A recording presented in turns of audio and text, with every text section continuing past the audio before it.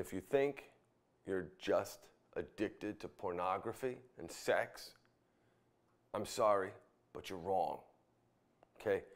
You're not just addicted to porn. You're not just addicted to sex.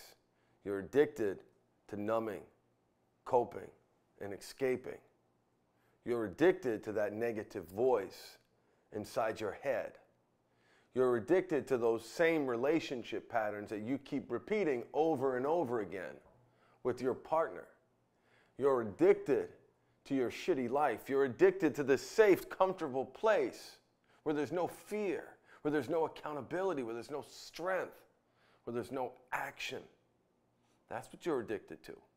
So if you want to set yourself free, then you've got to broaden the scope of your porn addiction, because just quitting porn isn't going to solve all your problems. It's going to help, but it's not going to solve all your problems.